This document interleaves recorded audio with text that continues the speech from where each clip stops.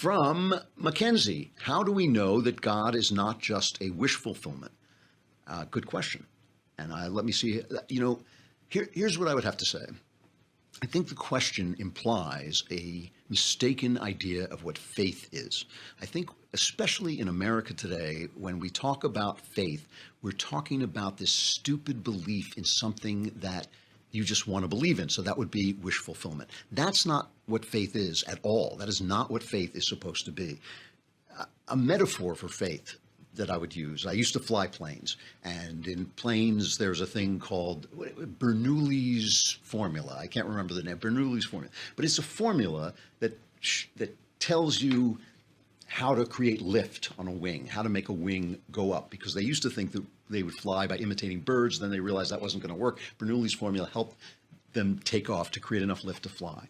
If you had that formula and no one had ever flown before, but you did the formula and you tested it and you tested it again and you did the science and you realized that you could get this thing to fly, it would be an act of faith to get into the first plane and send it off a cliff or send it down the runway. That would be an act of faith, because you had proved to yourself that it was reasonable and right and proper and almost unavoidable that this thing would fly, but you did the act of faith by risking your life in a plane. That's an act of faith.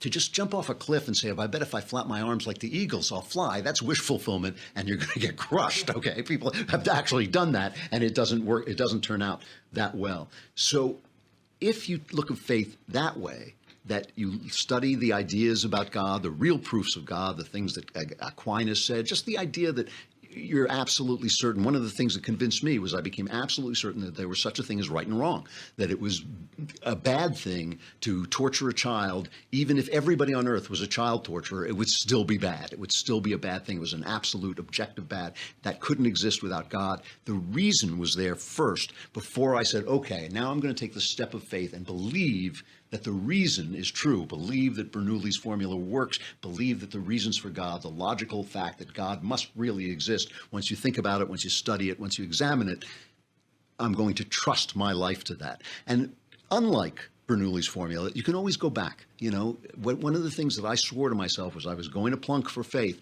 but if I became unrealistic, if my view of life suddenly betrayed me, if I suddenly thought life was a song and everything was great and I was walked around with a happy face all the time like an idiot, I would say, you know what, this has been a mistake. That's not what happened. It actually made me more realistic for the simple reason that there actually is a God. And the one other thing I'll offer is C.S. Lewis's point, which is not a proof of God, but C.S. Lewis makes the point is there's nothing on earth that we desire that doesn't exist.